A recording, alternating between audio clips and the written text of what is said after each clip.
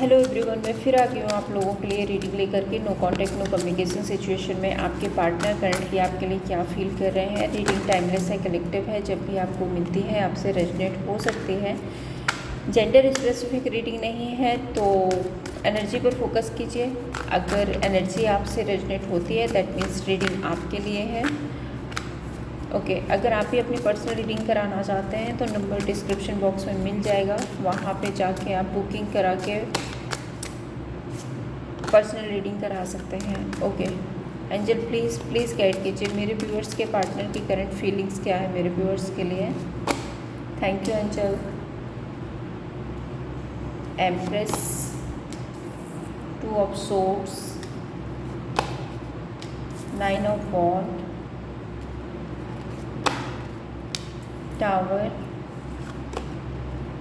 7 of swords,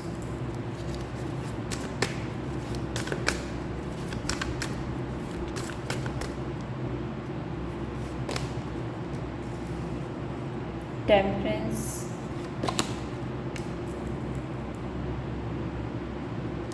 the 10 of pentacle, page of pentacle,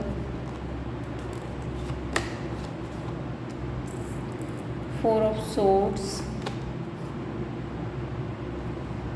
6 of pentacle.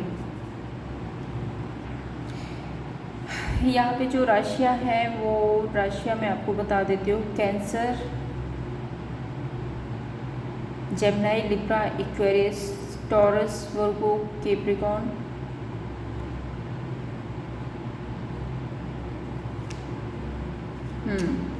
ये राशियाँ हैं यहाँ पे। Numbers, number 3, number 2, number 9, number 16, number 7, number 14, number 10 and number 4, number 6। ये number आपके लिए परमानेंट हो सकते हैं।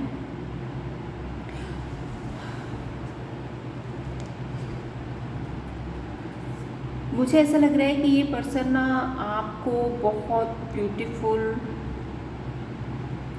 बहुत हैंडसम मानते हैं, या ऐसा इनको लगता है कि आप बहुत ब्यूटीफुल हो, आप बहुत हैंडसम हो एंड ये आपकी तरफ अट्रैक्ट हो रहे हैं। और धीरे धीरे ये इस सिचुएशन में एक बैलेंस, एक हार्मनी लाना चाहते हैं।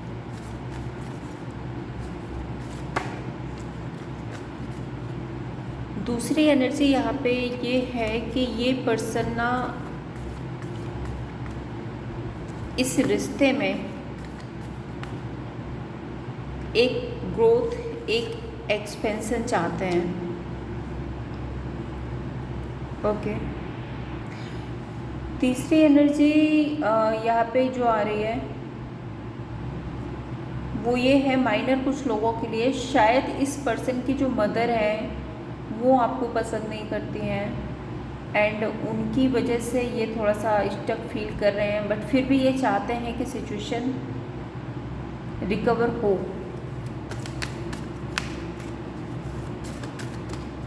ओके,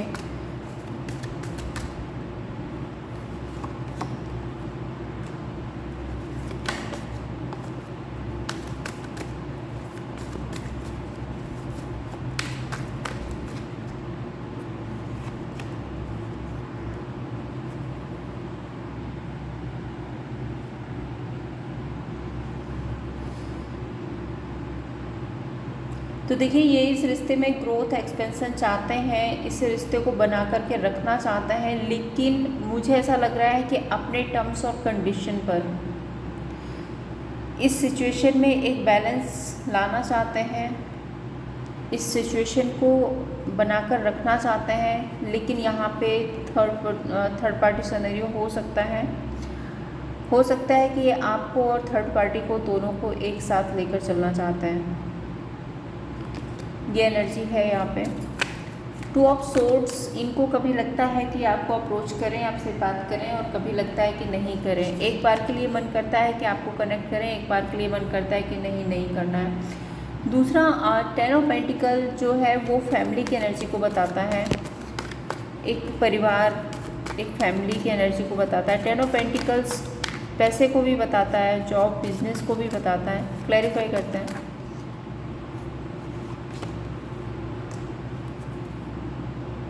हाँ देखिए, इनका ना इनका माइंड जो है वो फ्लक्चुएट हो रहा है। एक बार के लिए इनको लगता है कि आपके साथ नई शुरुआत करनी है, एक बार के लिए लगता है कि नहीं ठीक है, मुझे नहीं करना, मुझे आगे नहीं जाना। 10 of pentacle, judgement, wheel of Fortune.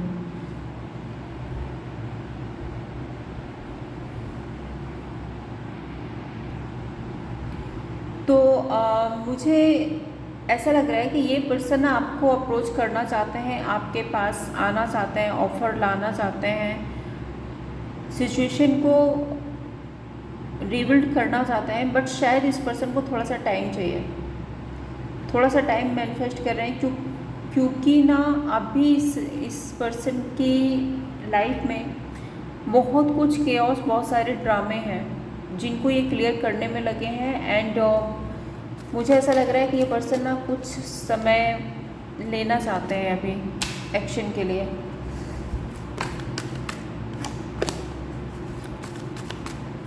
Nine of वॉन्ड एक होपफुल एनर्जी है, बट जो मैंने अभी बोला कि बहुत सारे केओस, बहुत सारे ड्रामे हो सकते हैं इस पर्सन की लाइफ में, तो वो एनर्जी दिख रही है। And page of pentacles, definitely ये पर्सन आपकी तरफ ऑब्सेस्ड हैं, आपको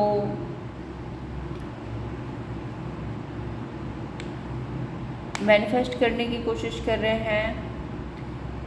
ये पर्सन ना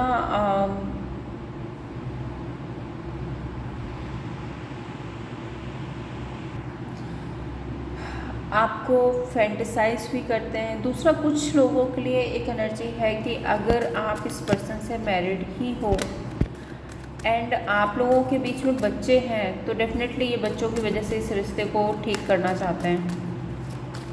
okay, 9 of wand, lovers, 3 of pentacles. मैंने कहा था इनकी लाइफ में बहुत कुछ ड्रामे चल रहे हैं। यहाँ पे मुझे थर्ड पार्टी सिनेरियो दिख रहा है, कोई थर्ड पर्सन है इनकी लाइफ में जहाँ पर इनको बहुत सारे हर्डल्स का सामना करना पड़ रहा है।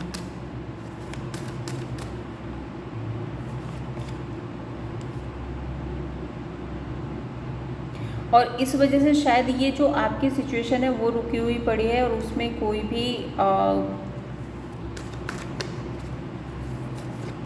न्यू एक्शन या न्यू स्टार्ट नहीं हो पा रहा है।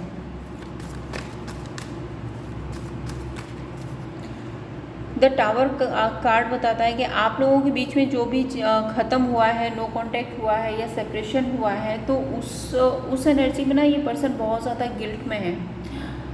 हालांकि ऐसा नहीं है कि आप लोगों के बीच में जो भी नो कांटेक्ट हुआ है उससे इनको कोई फ़र्क नहीं पड़ रहा है। डेफिनेटली फ़र्क पड़ रहा है, रिग्रेट में है, इनको अपनी गलतियों का एहसास भी हो रहा है, बट मुझे ये पर्सन कुछ करते हुए यहाँ पे नहीं दिख रहा है।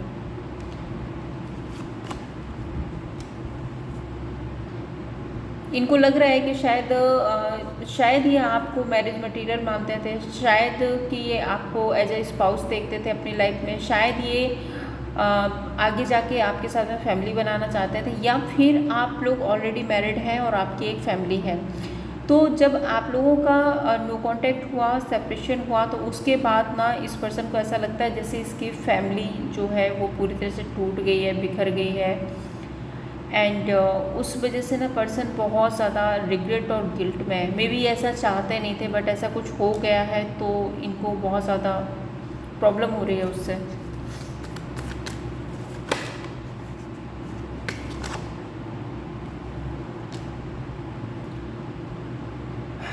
डेथ कार्ड, मैंने कहा था आप लोगों के बीच में जो भी एंडिंग्स हुई हैं उसको लेकर के ये काफ़ी ज़्यादा परेशान है। ये पर्सन बहुत ज़्यादा परेशान है एंडिंग्स को लेकर के।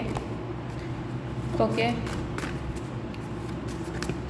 7 ऑफ सोर्ड्स चीटिंग, बिट्रेल की बात करता है।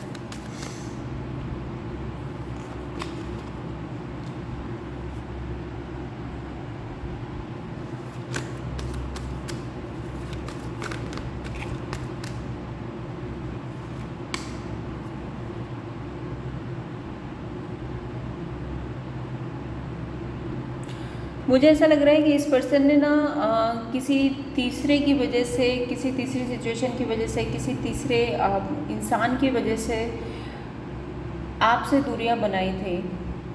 बट अब वहीं पर उसी थर्ड पर्सन के साथ, उसी थर्ड पार्टी के साथ में इनकी बहुत ज़्यादा ईगो क्लेश हो रहे हैं। मुझे ऐसा लग रहा है कि शायद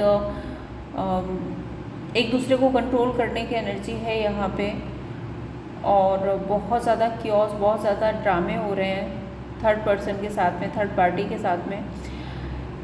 एंड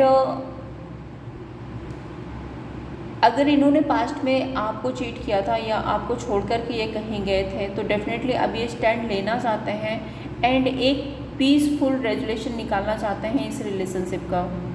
मीन्स इस पर्सन को ऐसा लगता है कि अब जो भी हो आप लोगों के बीच में, उसमें कोई ड्रामा, कोई कॉन्फ्लिक्ट ना हो, पीसफुली चीज़ों को हैंडल किया जाए, इक्वल गिव एंड टेक किया जाए इस रिश्ते में। ओके,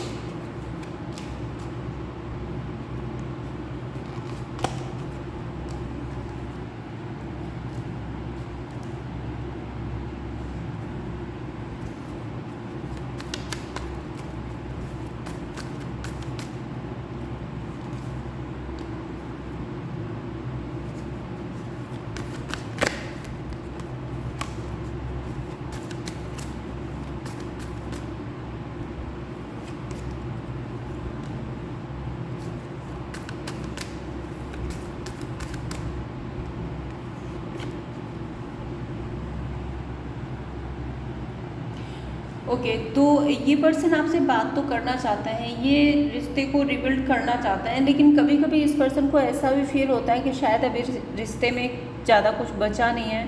एंड अब चीज़ें आप लोगों के बीच में इतनी ख़राब हो गई हैं कि शायद अब इस रिश्ते को फिर से रिबिल्ड नहीं किया जा सकता। ये इस पर्सन की इंटेंशंस हैं। इस पर्सन को ऐसा लगता है कि शायद सिचुएशन बहुत ज़्यादा ख़राब हो चुके हैं आप लोगों के बीच में, एंड ये रिश्ता फिर से नहीं बन सकता।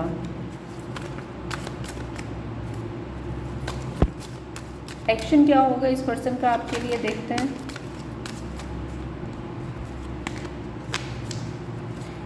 इस पर्सन का नेक्स्ट एक्शन क्या होगा आपके लिए।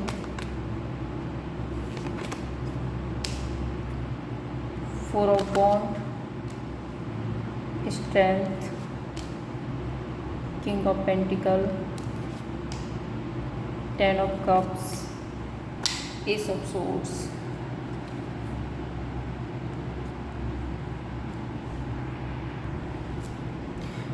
देखिए, मुझे यहाँ पे ऐसा लग रहा है कि ये पर्सन ना बहुत ज़्यादा प्रॉमिसिंग एनर्जी के साथ तो नहीं आने वाले।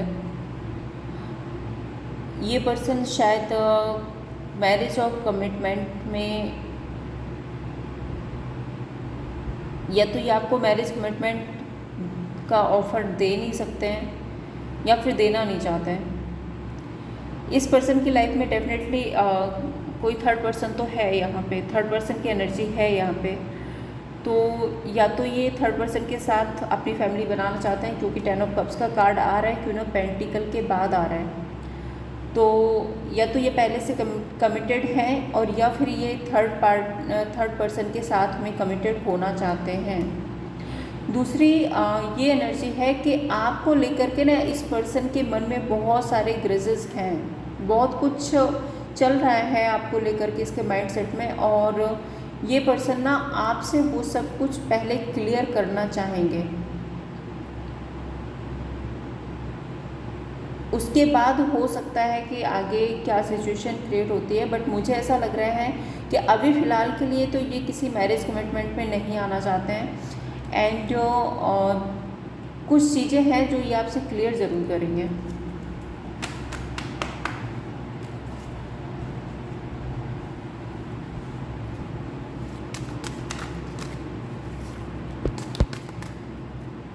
इस पर्सन का नेक्स्ट एक्शन क्या होगा मेरे व्यूअर्स के लिए, प्लीज़ एंजल गाइड कीजिए। इस पर्सन का नेक्स्ट एक्शन क्या होगा मेरे व्यूअर्स के लिए।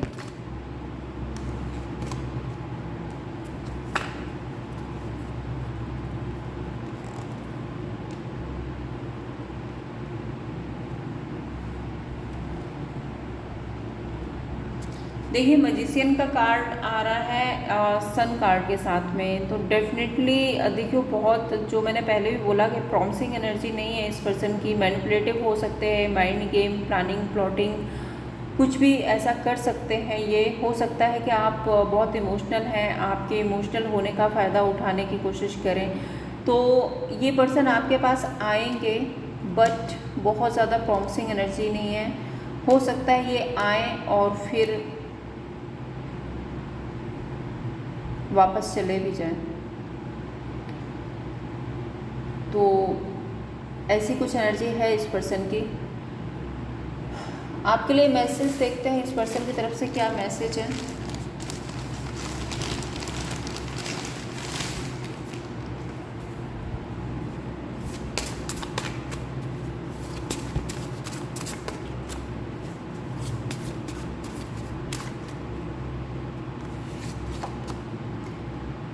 I know that I cross the line with you. तो इनको पता है कि इन्होंने आपके साथ में लाइन क्रॉस की। I am coming back please patience.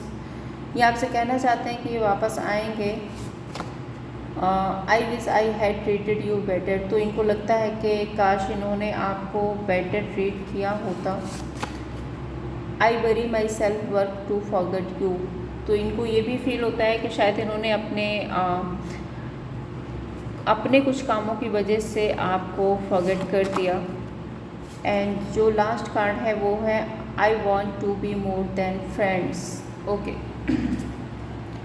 तो ये आपको एक फ्रेंड से ज़्यादा मानते हैं।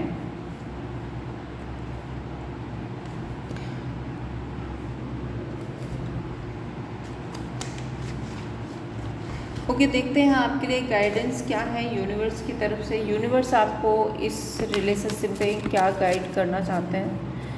एंजल प्लीज़ गाइड कीजिए, यूनिवर्स क्या गाइड करना चाहते हैं।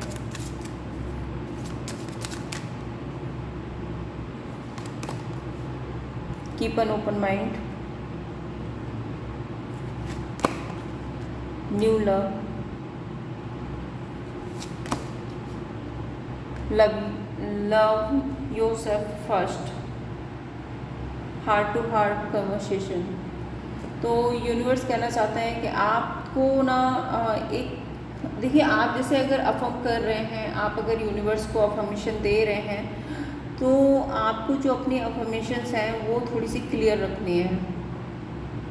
अपनी सोल के साथ में कनेक्ट करके क्लियर अफर्मेशन दीजिए कि आप आखिर चाहते ही क्या हैं। इस पर्सन को अपनी लाइफ में वापस चाहते हैं या फिर नहीं जानते। हो सकता है कि यूनिवर्स आप जो मैनिफेस्ट कर रहे हो वो एक क्लियर अफर्मेशंस यूनिवर्स के पास नहीं पहुंच रही है। एंड दूसरी एनर्जी यहाँ पे ये है कि आपकी लाइफ में न्यू लव आ सकता है। मे बी यही पर्सन एक न्यू एनर्जी के साथ आपके पास वापस आए या अदर कोई है जो आपकी लाइफ में आने वाला है।